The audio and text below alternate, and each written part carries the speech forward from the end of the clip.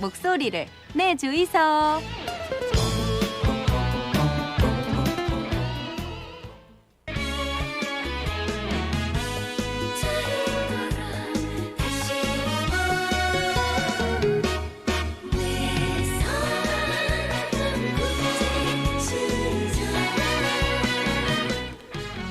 자, 황기식의 국제시장 국제뉴스 알아보겠습니다. 동아대 국제전문대학원 황기식 교수 전화 연결돼 있습니다. 교수님 안녕하십니까?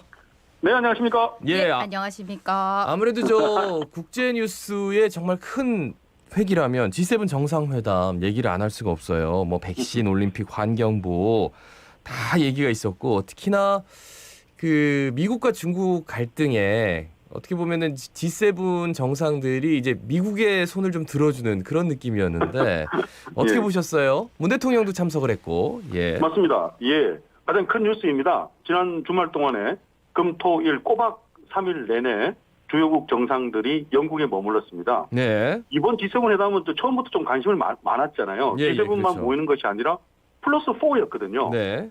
4개국 더 초대를 했습니다. 호주, 인도, 남아공 그리고 우리 한국을 초대를 했기 때문에 더 폭넓은 범위에서 지금 중요한 논의들을 하지 않을까 기대를 했었는데 네네. 많은 이번에 지금 그 결과 발표물이 나왔거든요. 보니까 많은 합의들이 있었습니다. 말씀하셨듯이 우리가 관심 가진 거는 백신 문제하고요. 그리고 올림픽 문제하고 북한 문제하고 중국 관련 문제였거든요. 예. 거기에 대해서 자세하게 내용들이 나왔어요. 먼저 백신 같은 경우에는 우리 개도국들에게 백신 10억 회분을 제공하기로 발표를 했거든요. 물론 잘 이루어져야겠죠, 앞으로. 네네. 그리고 문재인 대통령도 여기 적극적인 역할을 했습니다. 한국이 2억 달러를 선제적으로 내겠다고 했습니다. 올해 1억 불을 내고요. 내년에 1억 불을 내서 전 세계의 백신 공조가 잘 이루어지는데 한국이 앞장서겠다고 얘기를 했거든요. 이런 부분들은 전 세계의 사우스 코리아의 이미지를 한 차원 높이는 데 저는 도움이 된다고 봅니다. 지금 같은 시기에서. 그리고 또 문재인 대통령이요. 주요국 정상회담도 했지만은 그 아스트라제네카 CEO하고 22분 동안 만나기도 했거든요. 예. 파스칼 소리오 아스트라제네카 CEO하고 상당히 긴 시간 동안 만나가지고 한국이 중요한 역할을 하겠다는 것을 계속 강조를 했습니다. 그리고 아스트라제네카가 사실 한국에 첫 도입된 백신이거든요. 그렇죠. 또 가장 많이 지금 광범위하게 맞고 있는 백신이기도 하고요. 그래서 하반기에 아스트라제네카 CEO가 한국에 우리 백신 공급을 원활하게 해달라는 그런 부탁하는 모습도 보였거든요. 이런 부분들도 계속 보도가 됐습니다. 그리고 북한 문제도 많이 중요한 이슈로 다루셨거든요. 네네. 한반도 완전 비핵화를 강조하고 대량 살상 무기라든지 탄도미사일 같은 것은 즉각 포기해야 된다라고 정상들이 다 함께 목소리를 함께 냈고요. 그리고 유엔의 대북 제재 같은 경우도 상당히 필요한 부분이 있으니까 이런 부분에 동참도 결의를 했고요. 그다음에 올림픽은요. 이 스가 일본 총리가 문재인 대통령하고 정상회담 좀 짧게라도 기대했었잖아요. 예. 근데 1분 정도 헬로우 인사만 나누더라고요. 그거 1분도 안 걸린 것 같은데. 인사 나누는 1분 정도라고 보도가 되던데 1분도 안 걸릴 것 같아요. 예. 뭐 어쩔 수가 없고요. 기대를 좀 했었는데. 근데 그 인사뿐만 아니라 스가 총리는 주로 주요국 정상들에게 도쿄올림픽이 안전하게 열릴 수 있다는 확신을 주고 여기를 좀 서포트 지지해달라는데 주로 노력을 집중했습니다. 예. 그래서 그 바이든 대통령, 존슨 총리, 메르켈 독일 총리, 그리고 특히 그 프랑스의 마크롱 대통령, 2024년, 즉 3년 후에 올림픽 개최는 예정국이잖아요, 프랑스가. 그렇죠. 여기 집중적으로 만나가지고 일본의 도쿄올림픽 개최 지지를 해달라고 해서 결국은 공동성명에 포함이 됐습니다. 예. 안전한 올림픽을 위해서 노력한다라고 그렇게 문구가 포함이 됐습니다. 그리고 아까 마지막에 말씀하신 이제 그 중국 관련한 문제는 네네. 중국이 조금 민감할 만한 그런 내용들이 많이 담겼어요. 신장 위구르 문제 같은 것도 담겼고요. 대만 문제 같은 것도 담겼는데 중국이 거기에 대해서 어떻게 반응할지는 우리가 또 지켜봐야 되고요. 그리고 참 우리 그 문재인 대통령뿐만 아니라요. 우리 정경련 있지 않습니까? 전국경제연합회. 예. 정경련이 미국하고 유럽 상위 하고 다 합쳐갖고 주요국의 경제단체들하고 이번 기회를 놓치지 않았습니다. 그래서 G7 개막을 계기로 해서 G7의 공동 성명을 보냈습니다. 성과의 성명을. 이거는 지난 시간에도 우리가 말씀을 드렸는데 전 지구촌에 지금 백신이 보급돼야 되는데 거기에 대해서 지금 논의되는 방법이 두 가지가 있잖아요. 직접 재산권을 유예할 거냐, 아니면 무상으로 백신을 많이 생산해서 재분배할 거냐, 나눠줄 거냐. 여기 우리 정경련의 선택은 직접 재산권 유예보다 백신을 재분배하는 것이 훨씬 효과적이다라고 그렇게 지금 성명서를 보냈습니다. 예. 아무래도 우리나라에서 좀 제조를 해가지고 수출하면은 제일 좋을 텐데 그런 이해관계도 좀 있긴 하겠지만 어쨌든 우리나라가 G7 정상회담에 물론 옵저버 자격이긴 하지만 두 번 연속으로 올해도 또 참석을 해가지고 백신을 얘기하고 아스트라제네카 CEO 만나고 다른 상공회의소 회장들도 만나고 이런 모습들이 정말 국격이 좀 많이 높아졌다라는 생각이 절로 듭니다. 그렇게 볼 수 있겠습니다. 예. 그리고 이번 G7 개최국 영국이 백신 접종률이 전 국민 60%를 넘었다고 하지에. 근데 인도발 변이 확산이 돼가지고 하루 확진자가 다시 8,000명대를 넘어섰다면서요. 그렇습니다. 정상들이 영국이 좀 다 가 있었는데 네네. 영국은 최근에 분위기가 상당히 좋았거든요. 접종률도 1회 이상 접종받은 전 국민이 영국 국민이 4,100만 명이 넘어가니까 인구 대비해서 한 65% 넘어갔었거든요. 여기에 자신감을 가지고 거리두기도 완화했고 최근에 봉쇄 규정도 완화하고 마스크 안 껴도 된다는 선언까지 했었거든요. 그랬죠. 그래서 영국 국민들이 지금 일주일 사이에 6월 21일 날 완전 해제를 발표하는 날이었거든요. 봉쇄 해제를. 그래서 그날을 엄청 기다리더라고요. 프리덤 데이 그래가지고 자유의 날이라고 해가지고 카운트다운까지 했었거든요. 네네. 근데 이런 분위기가 지금 며칠 사이에 완전히 또 바뀌었어요. 일일 확진자가 8,000명 다시 넘어가기 시작했거든요. 이게 인도발 변이 때문이거든요. 행콕 보건부 장관이 직접 TV에 나왔더라고요. 그래서 신규 확진 사례가 지금 8,000명을 넘어가고 있는데 하루 이 중에 90% 이상이 영국이 잘 통제할 수 없는 인도발 델타 변이이다. 인도발 델타 변이는 다른 변이 바이러스보다 전파력이 한 60% 이상 높기 때문에 상당히 위험하다. 그러면서 모든 국민들이, 영국 국민들이 다음 주 월요일 21일 프리덤 데이 봉쇄 완전 해제 날을 기다리실 것 같은데 아무래도 한 달 정도 더 연기해야겠다라고 그런 발표하는 지난 주말에 같이 함께 발표하는 그런 사례가 있었습니다. 예. 그래서 아마 그런 생각 하시는 분들이 그렇게 비싸게 만든 백신을 그렇게 무상으로 나눠줘야 돼라고 하는데 이렇게 방치해 놓으면은 인도에선 계속 이렇게 변이가 나온다는 거죠. 그러니까 빨리 그렇습니다. 지구촌 전체가 백신 공유하고 코로나19 탈출을 같이 해야지 그렇지 않으면 또 이런 일이 발생할 수 있다라는 사실. 다음 소식은 이제 중국 반응인데 앞서도 잠시 언급을 했습니다만 굉장히 불쾌하고 있습니다. 좀 말씀해 주실까요? 예, 생각보다는 더 강하게 반발하는 성명을 바로 즉각 냈습니다. 어디에서 냈냐 하면은 G7이 이번에 영국에서 열렸으니까요. 영국, 중국 대사관에서 즉각 공식 성명을 발표를 했거든요.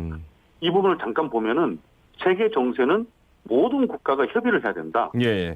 소수의 몇몇 국가가 모여가지고 자기들끼리 주장하는 것은 절대로 질서로 인정할 수가 없다. 세상에 존재하는 오직 단 하나의 질서는 유엔하고 국제법이다. 이렇게 발표를 했거든요. 이게 무슨 말을 의미하는지는 우리가 다 알고 있고요. 근데 이렇게 불쾌하게 강한 성명을 즉각 발표할 만한 이유도 있었던 거예요. G7 공동 성명을 보면은 상당히 중국 견제 성격이 강한 문장들이 많이 있거든요. 아까도 얼핏 말씀드렸는데 이렇게까지 제가 지금 최근에 몇 년 G7 공동 성명을 한번 분석을 해봤거든요. 근데 이렇게까지 자세하게 담긴 적은 처음이에요. 신장 위구르 인권이라는 단어까지 언급을 했고 홍콩 자치권에 대해서 우려한다라는 얘기도 했고 그리고 대만 해협이라는 것은 지금 이거는 사상 최초로 나온 단어거든요. G7의 공동성명에서는. 대만 해협의 평화를 우리 G7은 우려하고 있다든지 이런 문장 그리고 남중국해 우려 그리고 코로나19 기원 조사하는데 특정 국가가 상당히 비협조적이다. 이런 내용은 중국이 즉각 반박하는 성명을 발표할 만한 그런 내용들입니다. 특히나 이제 개도국 40조 달러 1대1로라고 했잖아요. 시진핑 주석이 나와서 중국몽 해가지고 그런데 이제 여기에 대응하기 위해서 B3W 프로젝트라고 해가지고 40조 달러 개도국 인프라 투자를 한다. 이런 식으로 얘기를 하더라고요. 그래서 이제 앞으로 더 갈등이 좀 고조되겠다라는 생각이 들더라고요. 어떻습니까? 맞습니다. 이 부분은 또 현실적으로 중국이 또 우려하는 부분이니까요. 중국의 1대1로는 실크로드이기 때문에 지금 아프리카라든지 중남미 국가 그리고 동유럽 국가들이 적극적으로 참여하는 거거든요. 예. 중국 주도로 개도국들에게 개발할 수 있는 자원을 지원해 주는 거거든요. 이게 지금 미국하고 G7 국가 중심으로 봐서는 너무 개도국의 중국의 영향력이 커지는 프로젝트라고 생각하고 있거든요. 예. 여기에 대해서 대응하는 이제 G7 주도의 프로젝트를 이번에 발표한 겁니다. 우리가 더 개도국들을 도와주겠다, 중국보다. 예. 이름도 B3W니까 B가 3개 들어가는 거거든요. Build Back Better, 그리고 W가 하나 들어가는 거 월드, 더 나은 세계를 위해서 우리가 도와주겠다라는 거거든요. 40조 달러를 투자하는 40조 거니까 달러. 예. 4경이 넘어가는 4경, 한 5경 가까이 되는 돈이잖아요. 계산은 저는 잘 안 됩니다. 예. 4경이 넘어가니까. 이런 부분에 대해서도 상당히 이게 중국의 1대1로 완전히 위협하는 그런 프로젝트 아니냐. 이거 어떻게 이런 것을 발표할 수가 있느냐라고 우려를 하고 있습니다. 근데 한국 정부는 여기에 대해서는 상당히 좀 주의 깊게 봐야 되는 게 한국은 1대1로도 지지하고 있고요. 중국 주도에. 그리고 이번에 B3W도 어쨌거나 거기에 사인을 해서 공동성명을 발표했으니까 네네. 어느 한쪽에 지나치게 이제 요청을 거절한다거나 너무 힘을 실어준다거나 그 외교력을 발휘해야 될 때라고 저는 생각합니다. 네, 그래요. 예, 다음 홍콩에서 송환법 반대 시위 2주년 이 기념 시위가 불어댔다지에 요 말씀해 주이소. 그렇습니다. 정확하게 2주년 됐습니다. 네. 6월 9일, 10일 정도였으니까요.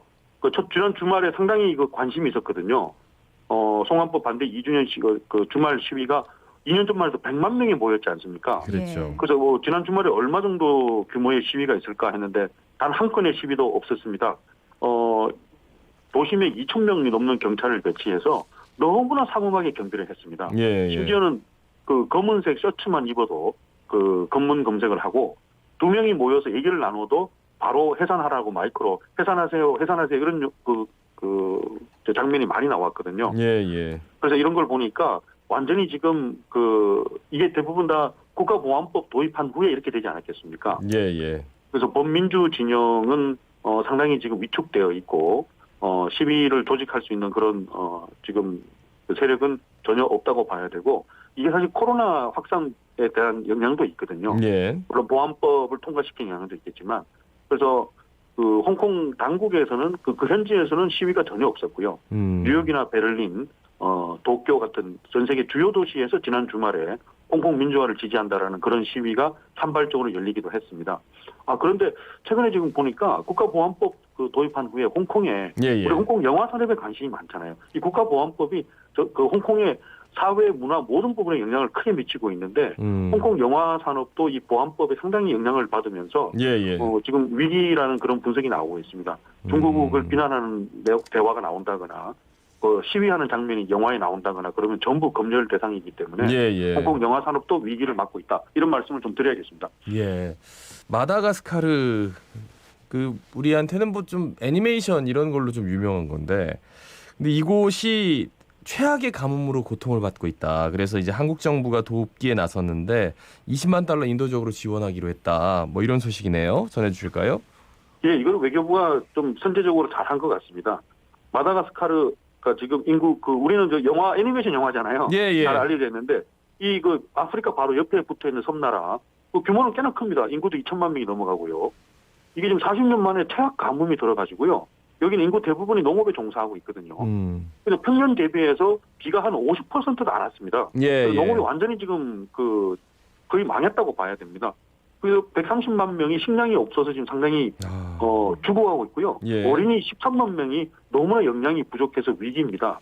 그래서 전 세계에 지금 호소하고 있는데 한국 외교부가 상당히 선제적으로 일단 1차적으로 2억 2천만 원 규모의 식량을 제공하기로 했거든요. 예. 근데 이걸 유엔 세계 식량 계획을 통해서 공식적으로 지원을 하니까 일종의 공적 개발 원조라고 봐야 되잖아요. 그래서 한국의 소프트 파워, 브랜드 파워를 좀 향상시킬 수 있는 그런 선제적인 결정을 했다. 이런 말씀을 드리고 싶습니다. 예. 말씀 잘 들었습니다. 네, 고맙습니다. 네. 지금까지 동아대 국제전문대학원 황희식 교수였습니다. 자, 오늘